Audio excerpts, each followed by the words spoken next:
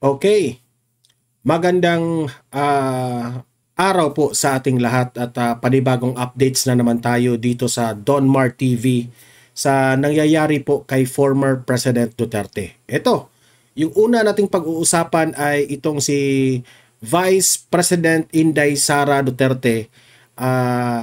Nagsalita na po patungkol dito sa mga usap-usapan na ang bahay raw ni former President Duterte ay i-raid. Okay? Kasi ano yan kumakalat yan ngayon sa social media. Na magaya raw dito kay Teves, 'di ba? Alam naman natin kung ano yung nangyari kay Teves, 'di ba? Ni-raid yung bahay ni Teves. Ang ikinatakot po ng mga supporters ng mga Duterte baka kasi kumakalat na na i-raid yung bahay ni former President Duterte. Di ko lang alam kung gaano ito katotoo. Pero itong si Vice President Inday Sara Duterte ay nagsalita na po patungkol dito. Okay? Yan. Mamaya pag-usapan natin ito. Itong pangalawa na ating pag-usapan ay itong balita na DOJ sumagot na sa habeas corpus na final, no, yung petition ng mga Duterte. Okay, so panoorin natin ito at kasi update ito magre-react tayo doon sa DOJ na sumagot na sila dito sa petition nila ni Kitty Duterte. Okay? At heto ang last na ating panoorin kasi maganda ito noong unang araw nagtrending po yung revelasyon na ibinalita at yung ni-research ni Sas Rogando Sasot patungkol po doon sa kung tama ba yung procedure sa pag aresto kay former President Duterte papuntang ICC. Ngayon naman ay may panibago na namang natuklasan itong si Sas Rogando at sabi dito, ang kanyang caption ay the ICC details of the surrender and the transfer of Duterte to the ICC. I think, di ko lang alam kung saan nakuha ito ni Sas Rogando. I think sa website na naman ito ng ICC. So, hindi ito fake news. Okay? So, tingnan lang natin kasi first ko pa rin nakita ito. Itong detalyadong sulat po dito sa ICC sa pag surrender and yung pag-transfer kay Duterte sa ICC. So, babasahin yan ni Sas Rogando at ano kaya ang pasabog na ito na naman ni Sas Rogando. Sabay-sabay tayong magre-react doon kasi alam nyo naman, no? Si Sas lamang po ay nakabase lang po sa mga facts at mga ebidensya. Okay? So, yun po ang mga pag-uusapan natin at bago ang lahat, help me po muna na i-like at saka i-share itong ating video para guys magising-gising naman ng mga bangag. Okay? Like and share muna sa video natin. Ready? 1, 2, 3, go! Ayan, thank you very much. And also guys, sa mga bago pa lang dito sa Donmar TV, mag-subscribe na po kayo para lagi kayong updated sa ating mga balita. And at the same time, ma-notify yung mga cellphones ninyo kung meron tayong bagong uploads, meron tayong breaking news, o kung nagla-live yung ating channel. Okay? Sabay-sabay tayong mag-subscribe sa Donmar TV. 1, 2, 3, go! Ayan, thank you very much. Nakasubscribe na ba lahat? Okay, unahin muna natin itong kay Vice President Inday Sara Duterte. Ito po ay post ng Archlight. Ito page ito ng Facebook, okay? Mag-follow kayo dito kasi nagbabalita rin ito ng mga surveys. So, ito na nga nagsalita na si Vice President Inday Sara Duterte sa mga kumakalat na balita na posibleng i-raid ang bahay ni Tatay Digong. Okay? So, ito yung reaction ni VP Sara patungkol dyan. Sabi dito, on the planned raids of the Duterte family's homes, Sabi niya, I mentioned to my siblings. So, meaning to say, sinabihan na niya ang kanyang mga siblings dito na you don't have control over this anymore. Ibig sabihin, wala na tayong magagawa dito kung i-raid nila yung mga bahay ng mga Duterte. Okay? Just secure your valuables. And just allow them to do the search. And we expect that there will be planted evidence inside the houses. So, nakakalungkot, di ba? Kasi, sabi niya, wala na tayong magagawa dyan eh. Kasi, utos yan eh. No, di natin alam kung anong pakay nila. Kagaya rin yan sa nangyari kay Tebes. So, ngayon, wala na lang, ang naipayo na lang kay ni VP Sara sa kanyang mga siblings is secure your valuables already. Kung ano yung mga gamit doon na mga valuable things, i-secure na lang muna. Okay? Dahil i-allow na yung i-allow na yung mga authorities doon, mga police, mga NBI, kung sino man ang mag-search doon sa bahay. Kaya nga, the other week, I don't know, hanggang ngayon, nandoon pa rin. Yung mga supporters ni former President Duterte, nakaabang doon sa labas ng bahay ni Tatay Digong. Kasi, kaya nga may usap-usapan na one of these days, i-raid yung bahay. So, nandun talaga sila, yung mga barangay kapitan, mga taong bayan, no? Pumunta talaga doon sa bahay ni Tatay Digong. At talagang babantayan nila. Babantayan nila yung bahay. Baka mayroon na namang mga planted evidence, di natin alam. Baka. Kasi, mahirap na eh. Di ba? Kasi, mahirap ang isang tao na lagyan yun ng kasalanan.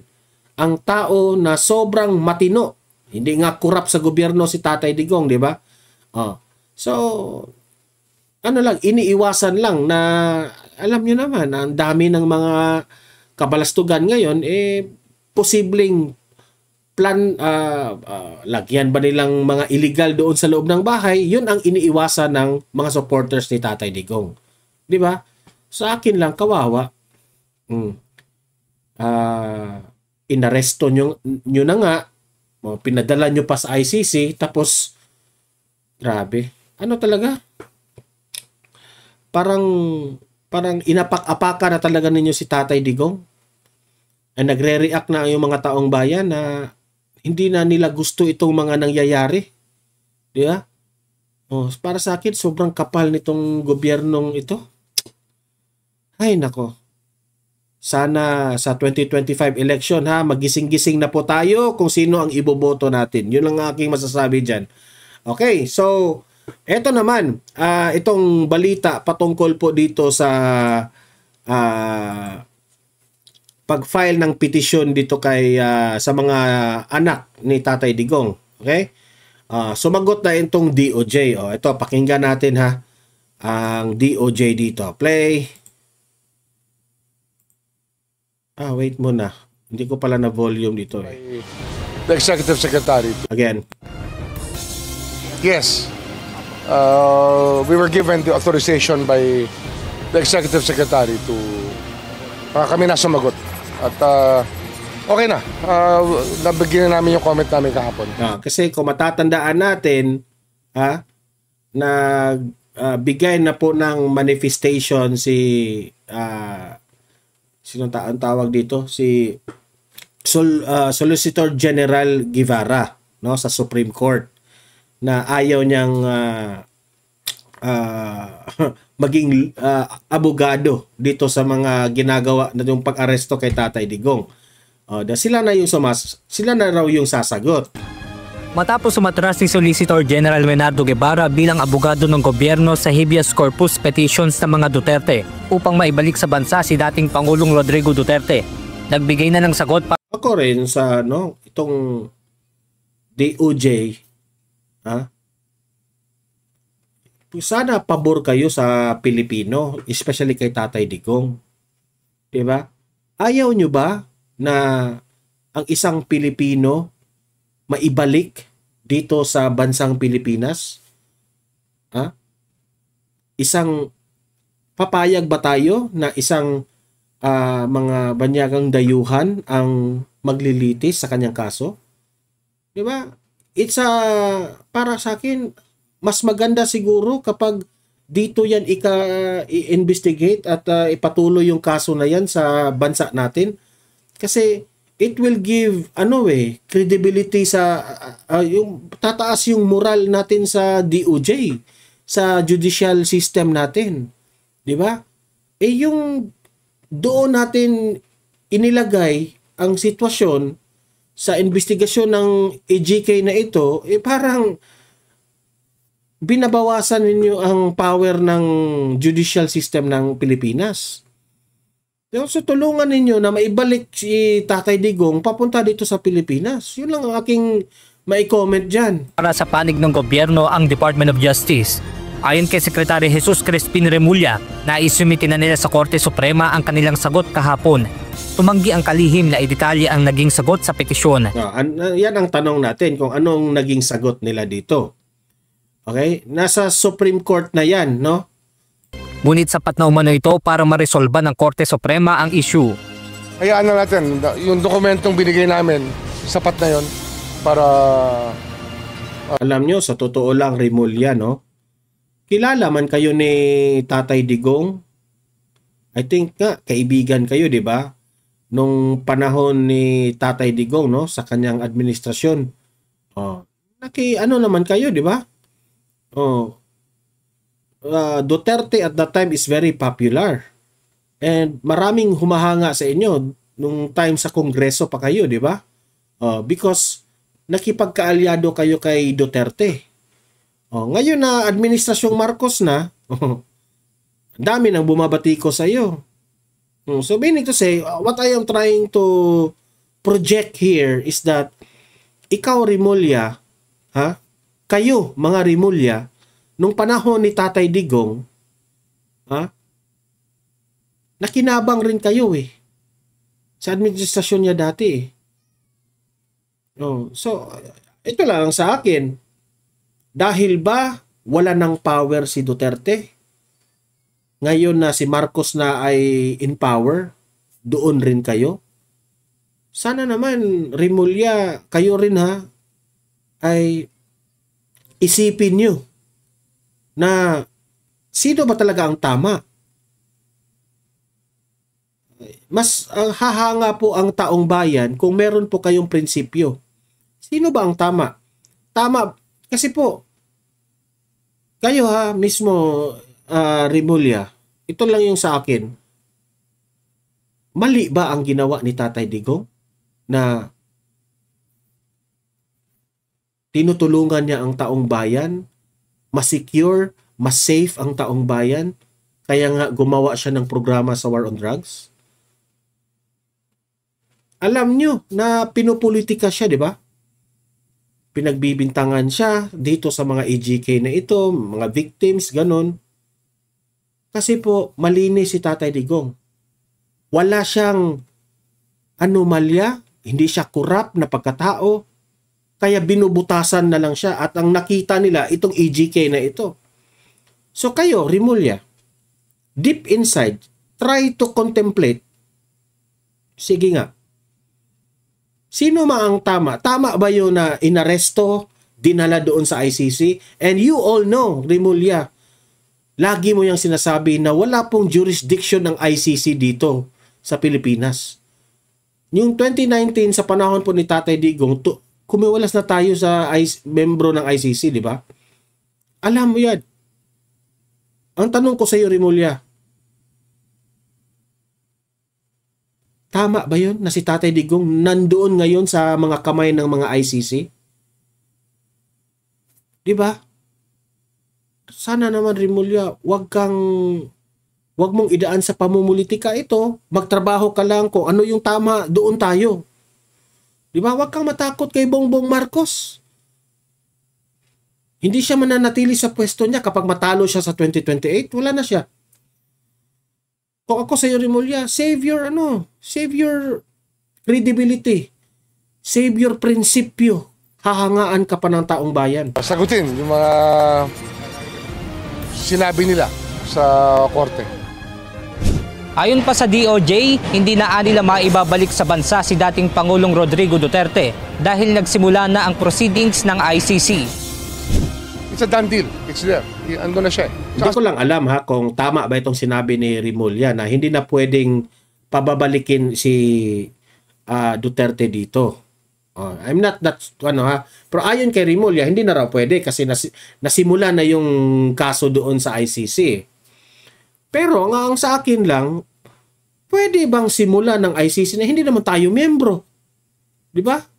So di naman tayo lawyer, wala tayong alam dyan. So hanggang dyan lang muna. Kapag meron na namang mga lawyers from the kaalyado ni Tatay Digong, maghintay-hintay tayo. Sabi niya na mahaharapin niya yung charges. I think that he has repeated that to all of us. Lahat tayong Pilipino, narinig natin na sinabi sa atin yung dating Pangulong Duterte na haharapin niya ang kahit na anong paratang sa kanya. Kaya nga, haharapin niya. Remulla, ang sabi po ni Tatay Digong, dito sa Pilipinas, haharapin niya. Pero yung sa ICC, hindi po in-expect ni Tatay Digong na doon po siya dadalhin sa Netherlands. What Duterte is expecting, and this is my own analysis as far as I can remember, I think si Duterte po gusto siya dito sa Pilipinas, pupunta dito ang ICC at mag-investigate at sasagutin niya. Pero yung dadalhin siya doon, it's not safe for him. Yun lang ang sa akin hindi po safe para sa kanya. Ngayon na ano pa siya, hindi pa mabuti ang kanyang may sakit siya, di ba? So, kawawa. Kahit sa ICC. Kaya yun na yun, ando na siya. Ayon pa sa kalihim, ngayong nasa International Criminal Court na ang dating Pangulo, hindi na anya dapat pang sabayan ang proseso na ginagawa ng International Criminal Court. You cannot try the person naman twice for the same act. So iba yung sa ICC, iba yung dito. Iniiwasan natin yun. Hindi natin gusto isabayan. Kasi kung isa ng jurisdiction ang nag-hear ng isang bagay, huwag na natin ulitin. Kasi double jeopardy yun. Hindi makatarungan yun. We just want justice. Panawagan naman ng DOJ na manatiling nagkakaisa ang bansa, lalo na sa pagkamit ng hustisya. Basta tayo, we should remain, as a country, we should remain united in the spirit of justice. We just want justice to be done to all concerned. Whether they were victims or they are the ones. So para sa akin, to be fair, dito sana yan dito sana nag-file yan sa sa judicial system natin perpetrated injustice, then that justice. Sino ba ang pinaka mas maayos na gumawa ng sino ba ang makapagsabi na may kasalanan si Duterte o wala? Ang korte ba ng ICC? Ang ICC ba o ang korte ng Pilipinas? Ang ICC, hindi sa minamaliit ko yung ICC pero tayo yung mas alam natin, tayong mga Pilipino ang mas may alam sa sitwasyon ng war on drugs. Mas madali natin i-investigate dito sa Pilipinas because we have all the resources. Meron tayong pwedeng mapagtanungan yung mga involved. Ito totoo ba? Ganon, ganyan. 'Di ba? Mas para sa akin, if dito sa Pilipinas i-work ang yang kaso na yan, para sa akin mas accurate. Kasi kung nandoon sa malayo sa ICC, sino ang ICC ang si ICC po ang mag-judge kay Duterte, may kasalanan ka. So, ano ba ang gagawin ng ICC? Hearsay lang. Saan ba maniniwala lang si ICC kay Trillanes, kay ni De Lima o kung sino yung mga kalaban ni Duterte? Dahil sa hearsay. 'Di ba?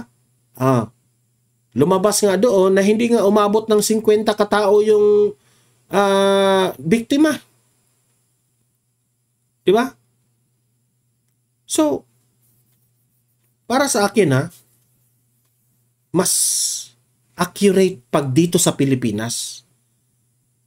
Kasi marami pong makapag-testify, mas marami pong makapagsabi, mga police, mga general, sa nangyari noon sa war on drugs. Pero ngayon na nandoon na, parang malabo eh. I know, I'm not judging their work doon sa ICC, pero yun lang ang sa akin. Ano ba? Anong gagawin ng ICC? Paano nila? Kasi magiging bias eh. Ano ba ang basihan ng ICC? Sino ang magpro-provide ng evidence sa kanila? Sino ang magpro-provide ng mga information sa kanila? Na makapagsabi na guilty or not guilty si Tatay Digong, di ba? Delikado. Diyan pa lang, kung yun ang pagbabasihan natin, maging bias na ang mga evidence at mga testigo, di ba? I'm not so sure kung saan magbabase ang ICC dito kasi mas nandoon sila sa malayo eh. Di ba? Kung dito yan ginawa, mas malapit tayo sa mga resources. Be done. That should unite us as a country. Gusto natin lahat ng hustisya. Benedict Samson, UNTV News. Okay, so yun sumagot na yung DOJ.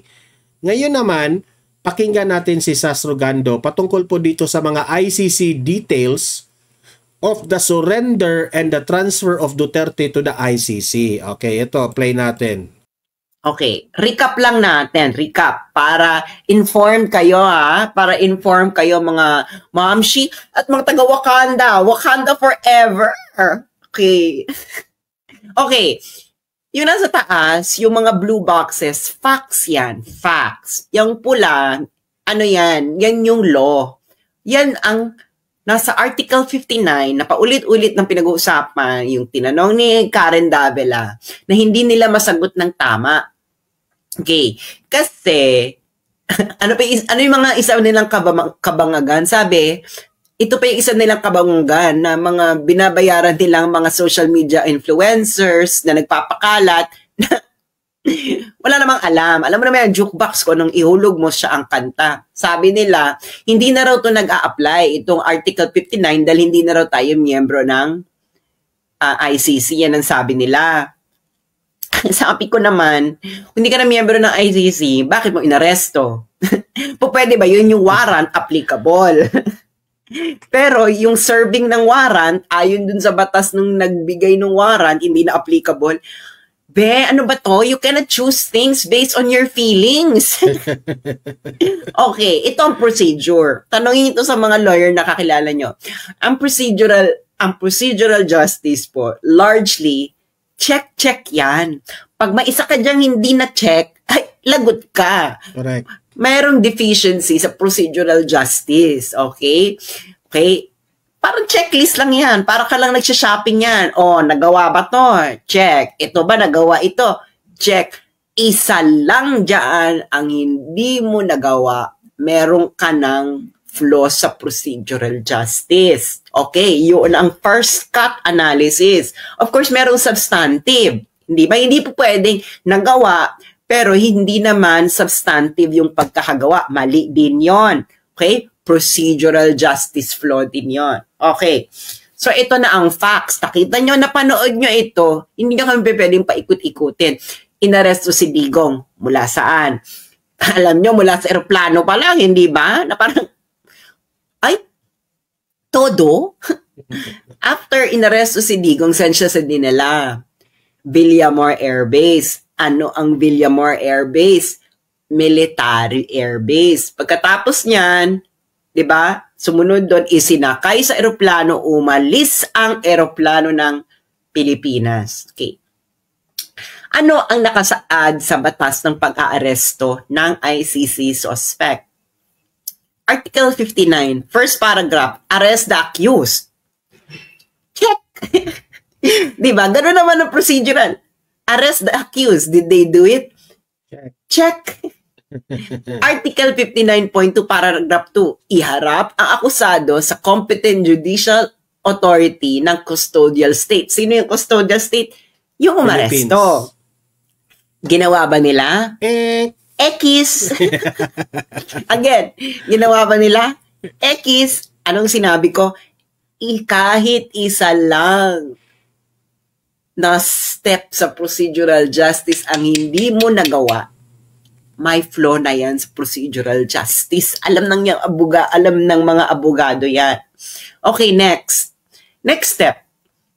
Ang competent judicial authority susuriin ang warrant, process, kung nirespeto ba ang karapatan ng accused.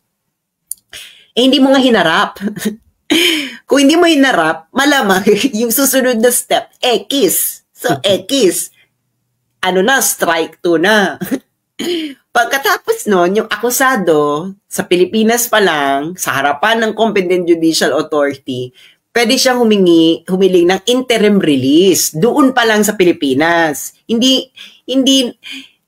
nagawa ba ni Digong, pinagawa ba ni Digong? Hindi nga, kasi nga hindi nyo nga hinarap sa competent judicial authority. So, So, sa lahat ng steps na ito, dalawa lang ang nasunod nyo. Yung step 1, hindi ko na ibibigay yung lahat ng step dito. Yung step 1, yung arrest the accused, saka yung pinakahuling step, sa napakahabang steps, yun yung surrender na sa ICC. So, yung middle lang mga steps, hindi nyo nagawa. Step 1 lang, saka step 7. Ano ba to? Parang kayo, fast forward? Ano to? Fast forward nyo? Quantum leap. Hindi ba? Bigyan ng teleportation. Ay, wala na step 2, 3, 4, 5, 6. Step 7 kaga. Okay. Ngayon, ipipresent ako sa inyo ay isa na namang dokumento magpapatunay na tama ako. Clear. At Guoping.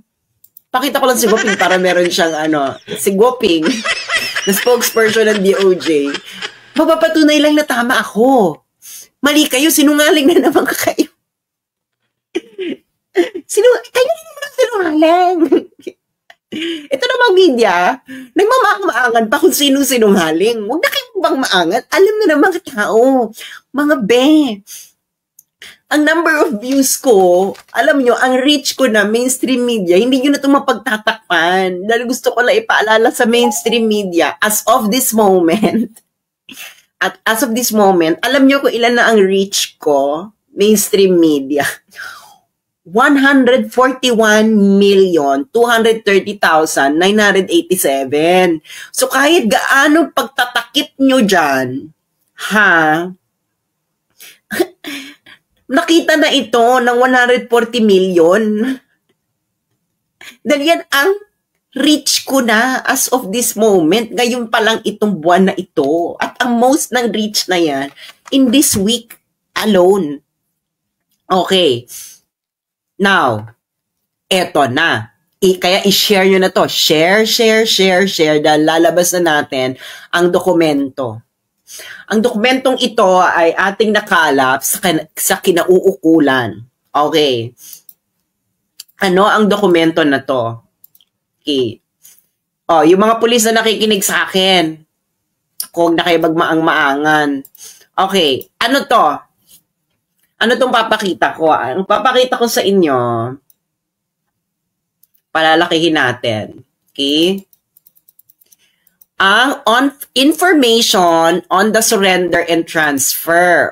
Familiar dito ang mga pulis. Okay? May mga booking to parang booking. Alam niyo na booking, yung mga kayong maging kaligatan, di ba? Booking and arrest form, parang ganyan yan, di ba? Okay, eto na, straight from the International Criminal Court. Okay. Ngayon, so makikita mo na case number, ICC 0121 situation in the Republic of the Philippines. Warrant of arrest. So ayan yung warrant of arrest. Pak! Name of the arrested person, Mr. Rodrigo Roa Duterte. Kinonfirm ni Digong nung Na-arresto. So, saan nangyari tong, saan siya na-booking? Sa Rotterdam, sa Netherlands. Ang Rotterdam po, katabi lang po itong city ng The Hague. Okay. So, ang ICC representatives na nandoon, na pinipirmahan ito, ay ang head of the Judicial Cooperation Unit, Judicial Cooperation Support Section. Okay. Now, sino ang representative ng Pilipinas nang ito ay fill-upan? Ang ambassador ng Pilipinas sa Netherlands na si Ambassador Marcos Lakinalaw ba to? Lakinalaw. Ayan. Okay, ang sabi dito,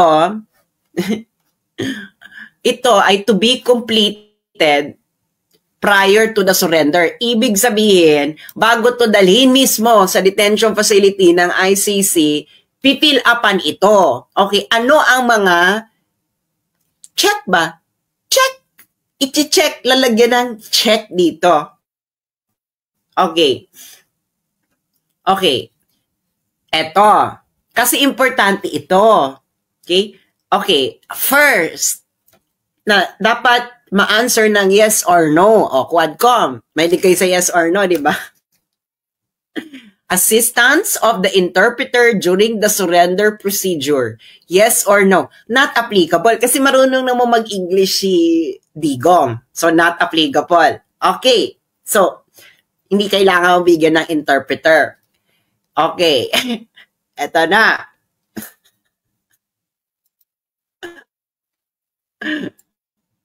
The date, time, and location of the appearance person before the competent National Judicial Authority. Required nga yan kasi, di ba? Sinabi ko na sa inyo, required yan sa batas nila. That is the next step after you arrest in the Philippines.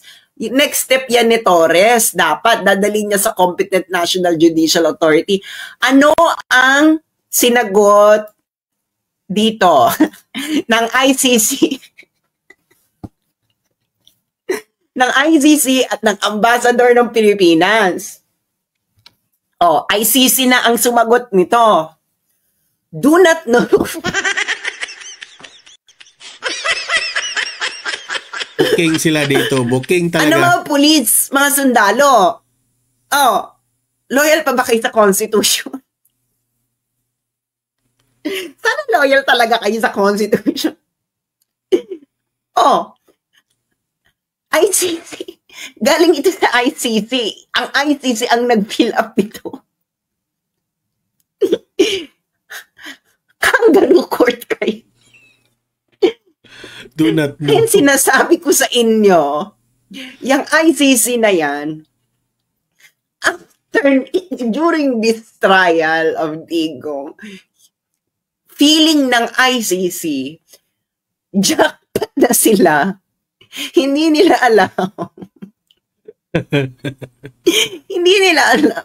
Yung kakutsaba nila, mga ano, kakutsaba nila sa Pilipinas, na si Bongbong Marcos, ay budulero. Nasama sila sa budol. Yan tinatawag na karma. Nagmamadali kasi kayo ICC na magkaroon ng trial kasi sinabun diba? Kayo nung December ng Assembly of States. Ang Assembly of States po, ito yung mga member states ng ICC. Sinabun sila na wala naman kayong trials in process. Tapos agad-agad sila nag-request ng warrant. Oh, ito namang gobyerno ni Marcos, at na matanggal si Duterte sa Pilipinas, Tinala ka agad. Shortcut na lahat. And do you really think that this will be taken well by the majority of the people of the world? May batas kayo, hindi niyo sinunod.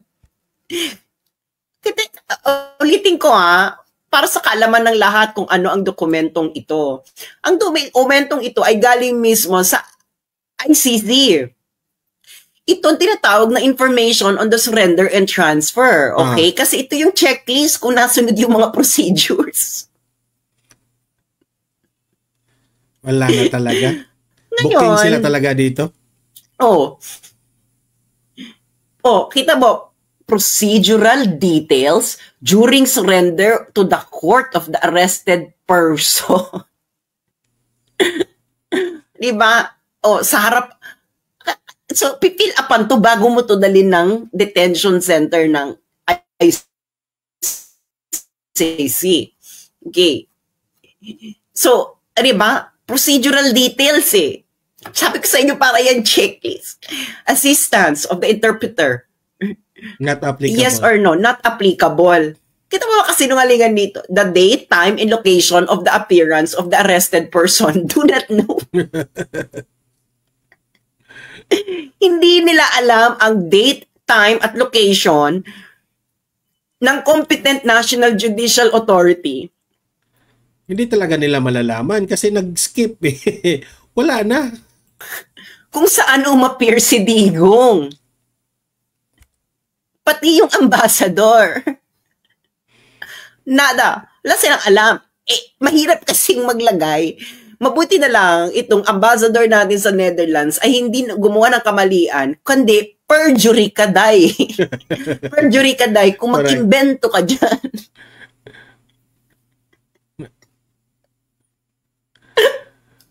Do not know. Hindi namin alam kung nasaan. Asan ba yung competent judicial authority? Sandali lang ha. Do not know. E di sana, kinonsult yung si Miko Clavano dahil sila naman daw ang competent judicial authority. Dapat sinabi ni Miko Clavano sa ambassador, spokesperson ng DOJ, na sila yung competent judicial authority. Eh pero, mahilak nga kasing magsinungaling. Perjury ka kasi. Pero ito sinabi ni Clavano, that's already an admission of usurpation of authority. Hindi ba? Pero, tagalin ka muna nating gwaping ha. Pero ito, sa ICC document, the date, time, and location of the appearance of the arrested person before the competent National Judicial Authority do not know.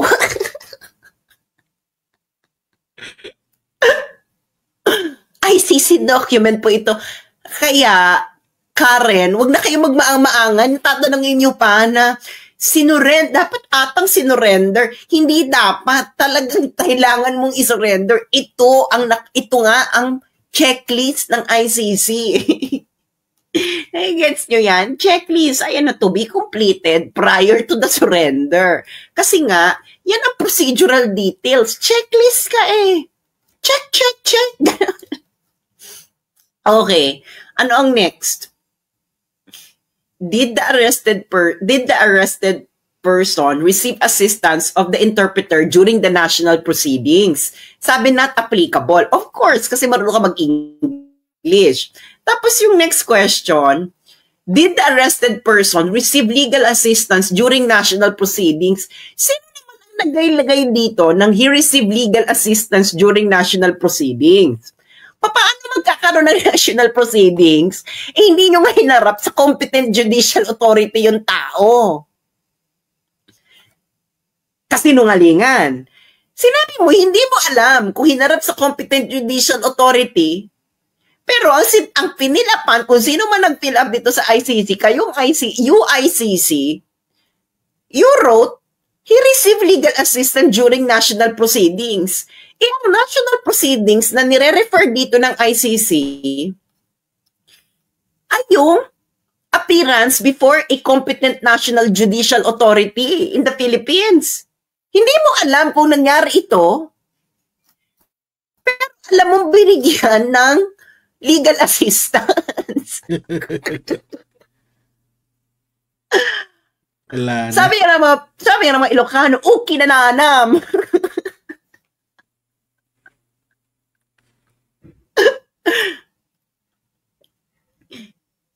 Pwede ba yun? Binigyan ng legal assistance sa national proceedings pero hindi mo alam kung kailan hindi mo alam na kung hinarap pa sa National Competent Judicial Authority. Napakasinungaling din na nag-fill up na ito na do not know. Hindi mo alam kung no or yes. Kasi simple lang yung answer dun eh. Yes or ano lang, date, time, and location. So, hindi niya alam ang date. Kung kailan hirap si Digong sa Competent National Judicial Authority sa Pilipinas. Hindi rin niya alam ang time. Hindi rin niya alam ang location. Eh, itong pagkaharap sa Competent National Kasi walang nag-i-exist. Judicial Authority, ito yung national proceeding. Pero, alam mo na binigyan siya ng legal assistance. Doon sa national proceedings. Hindi mo pwede yun. Naglulukuhan tayo. Nakigets nyo na. The International Criminal Court has to be shamed among in the international community because you are working based on dubious information from the start. How will you confirm na binigay ng legal assistance during national proceedings? Eh, yung national proceedings na sinasabi dito ay ito, yung paghaharap kay Digong sa Competent National Judicial Authority. Hindi mo alam ang date, hindi mo alam ang time, hindi mo alam ang location ng Competent National Judicial Authority kung saan hinarap si Digong, do not know. Tapos bigla ka magsasabi na nabigyan siya ng legal assistance during that national proceedings?